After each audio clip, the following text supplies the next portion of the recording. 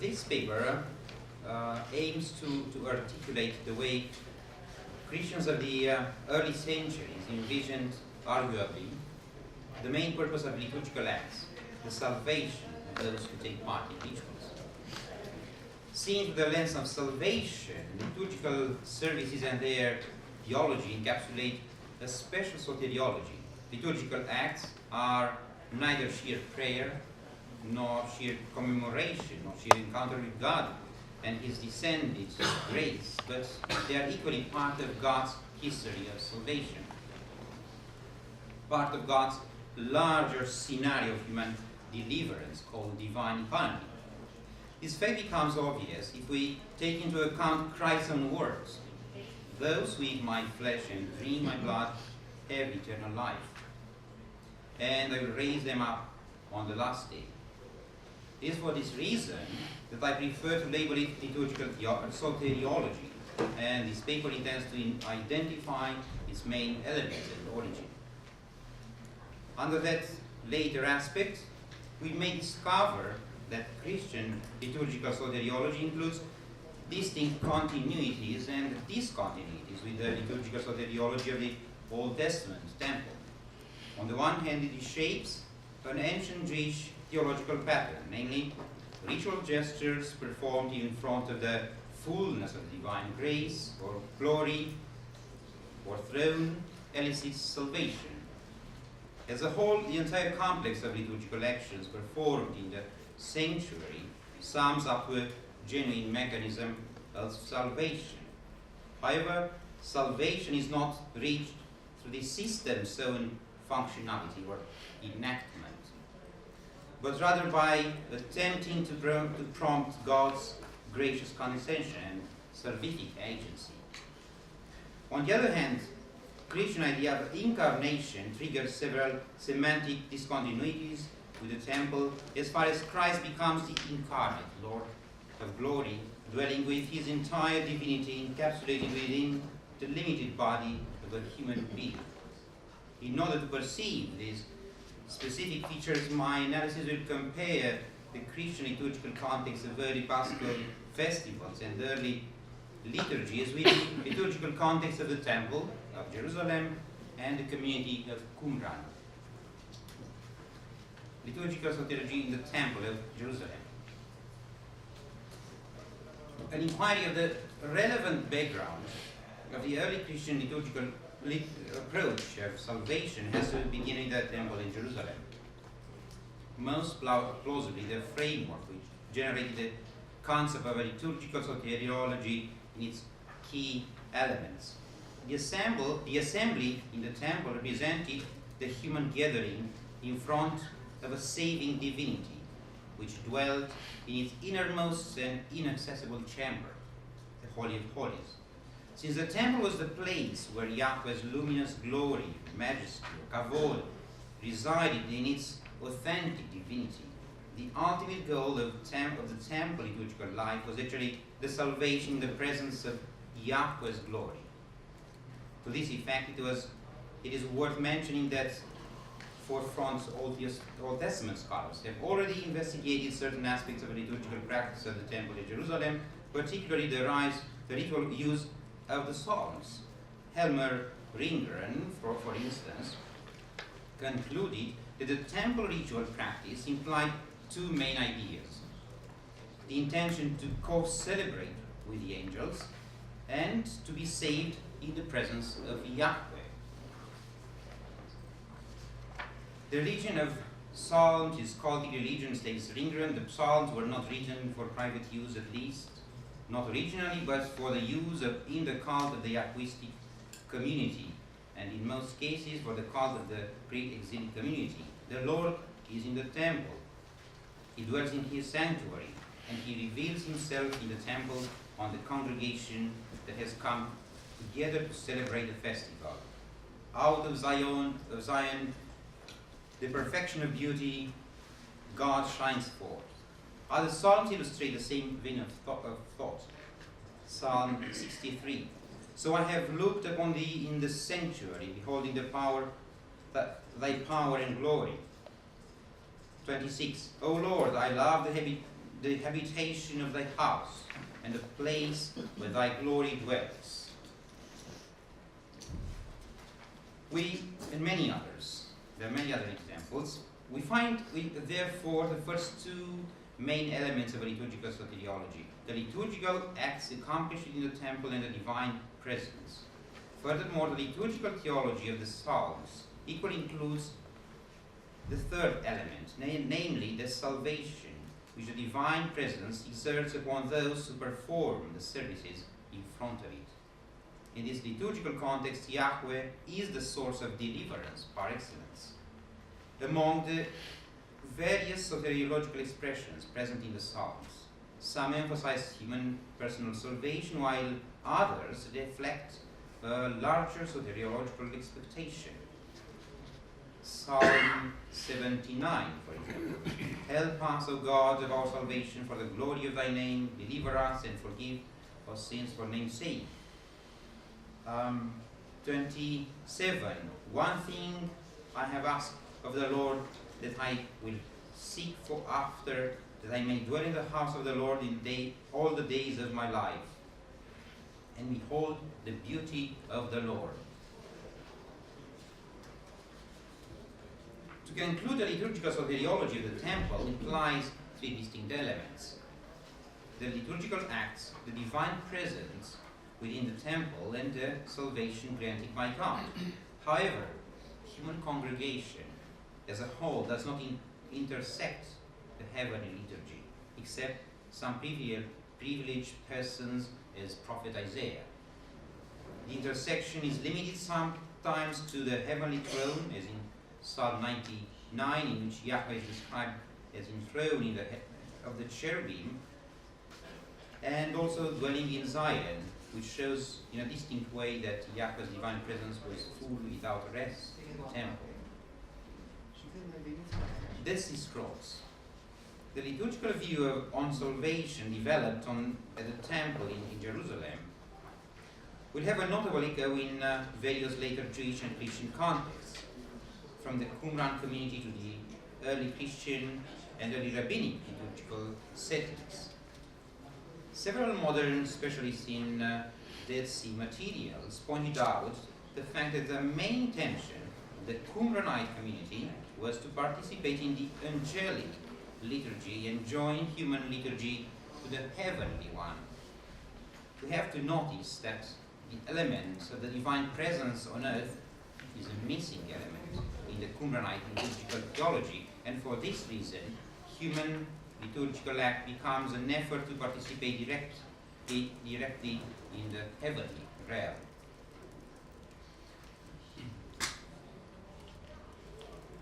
While some scholars suggested that the Dead Sea Scrolls even imply a union between the human and heavenly liturgies, Philip Alexander shows that the Sabbath songs do not associate this perfect union with the human community, but with a single individual, with its teacher, the Maski. Alexander points out that the ascent to heaven and participation in the angelic liturgy was limited to the members of the sacerdotal class, or just the priestly Maski, therefore not to the entire community. We may conclude, therefore, that the liturgical soteriology of the Qumranite community does not incorporate a divine presence on earth, and the human temple is only intending to concelebrate with the heavenly one and be granted salvation. Paschal feasts of the early 3 centuries. To the contrary, Christian liturgical soteriology will develop a theology of a human community concelebrated with the angels in front of the divine glory. Additionally, the divine presence is residing not only in heaven, but descends on earth in order to make itself more accessible to the human being. I'd also like to underline a historical aspect of this point. All the majestic and awe-inspiring elements of the Christian liturgy, including the common celebration of the human and angelic realms, are not only a development of the 4th century, as such historians of the liturgy affirm, They were already developed in the 2nd and 3rd centuries, as one may find in the paschal documents of the time, and probably articulated in the paschal liturgical context. This theology, therefore, was not an evolution of the Constantinian and post-Constantinian social milieus, when Christian community while general piety decreased, either because of lack of catechism or lack of the fervent faith of the previous centuries. And in order to counterbalance this new reality, bishops and theologians of the time generated a cosmic theology depicting Christ as the Lord of angels and of heavens, in order to inspire some awe in the Jews and educate people about the majesty of the Eucharist. Melito Sarx. The earliest document regarding the Easter festival preserved to these days is Melito's Peripascha. Melito, the Bishop of Sardis, becomes a genuine mystagogue, initiating his audience in the mysterious works of Christ, the Logos manifested in both Old Testament and New Testament. In his Paschal homiletic discourse, the Bishop of Sardis tries to engage his congregation to discover these mysterious manifestations of the Logos from the ancient history of Israel to his new economy of passion and resurrection. Thus, Christ manifested in history in various prefigurations in all those who suffered before his incarnation, namely in Abel, Isaac, Joseph, Moses, David, and the prophets. But the mystery of the Logos sacrificial manifestation in time is accomplished in his coming to earth, when Christ dresses in the garment of the suffering one in order to become the appropriate sacrifice, able to save human beings and raise them to the heights of heaven.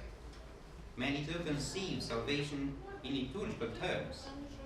In Peripascha 67-68, Christ is portrayed as a sacrificial lamb who saves humanity from the servitude of the world, the devil, and death. He procures salvation by consecrating people to his sacrificial elements, his spirit and his blood.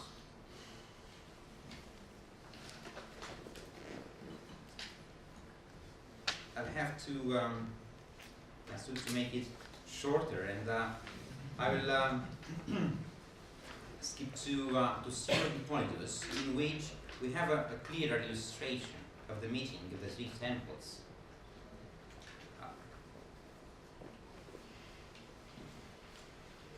So an even clearer illustration of the meeting of the two temples can be found in an anonymous Paschal document of the late 2nd and early 3rd century, entitled In Sanctum Pascha, and preserved either under the name of John Chrysostom or Hippolytus of Rome.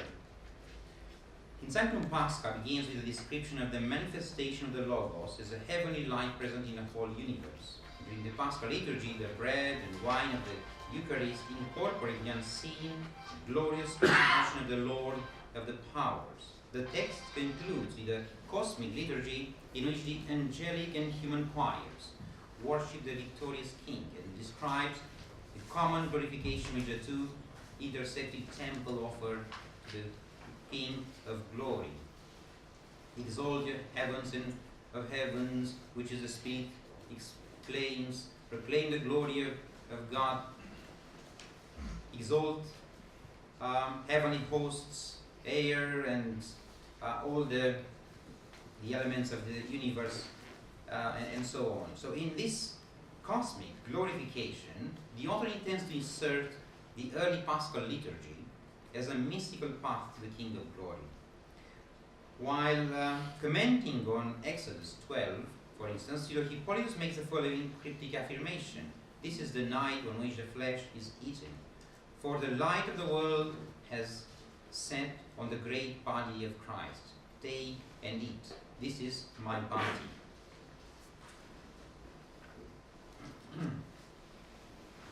We can find also all the Old Testament divine names present in Hippolytus, and all of them ascribed to Christ, from the true high priest of the heavens, the King of glory, King of powers, Lord of powers.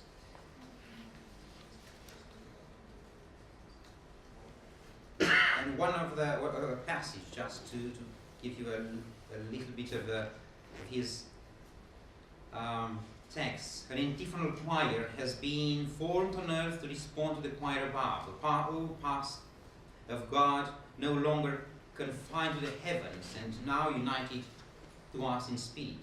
Through him the great Mary chamber has been filled. O past illumination of the new day, procession of the torches of virgins, through which the lamps of the soul are no longer extinguished, but the divine fire of charity is burnt divinely and spiritually in all. In this way, we find the third element, the third temple, which is the temple of the soul, for the first time probably located by the heavenly liturgy within this context, in which most likely the three temples become one. Something similar we can find in origin, and however, I will now skip to make a few references to the early liturgies, because we may conclude with Paschal texts that the liturgical context, the Paschal celebration, the 2nd and 3rd centuries, already developed the theology of the meeting of the two temples, in which all human beings encounter the fullness of divine presence and concelebrate what will be able to celebrate in the life to come with the angels. But turning now to the classical liturgies of the 4th century, they may be envisioned as the main illustrations of the theology of the three temples intersecting. The above investigation shows that this liturgical theology was not generated by the new social context of the Constantinian and post-Constantinian church, but was rather developed against the theological background of the 2nd and 3rd centuries. Additionally, this is further proved by the fact that the same theology is also present in the anaphora of the saint Ada and Marie, for example, which most likely preceded Constantine's era, and inspired the classical anaphoras of the 4th century. As one may see in Ada and Marie, the beginning of the liturgy is a moment of a certain consciousness of being present in front of the heavenly throne. The priest, while standing in front of the earthly altar, prays as in front of the heavenly one, the heavenly throne. This feature occurs as well in the liturgies of Saints John and Basil, with a remarkable air of the entrance. The entrance was in fact the moment when people used to enter the church in Constantinople. However, the remarkable aspect is that the consciousness of the presence in front of the divine throne makes the priest and the congregation exclaim the seraphim's hymn, which Isaiah heard in his vision, "Holy, holy, holy," chanted several times.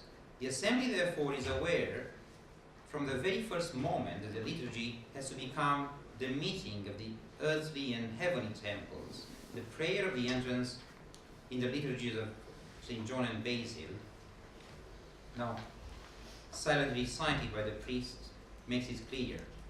Master and Lord our God, you have established in heaven the orders and hosts of angels and archangels to minister to your glory. Grant that the holy angels may enter with us, that together we may serve and glorify your goodness. You may be familiar probably with the liturgies, at least with the two liturgies of St. John and St. Basil. So to conclude the cherubic with the cherubic hymn, and yes, many other examples. So these anaphoras articulate a particular vision of the liturgy as a mystagogic ascension to the Holy Throne, which now descends on the temporary altar and unifies the two temples, the earthly and the heavenly, into a single glorifying choir.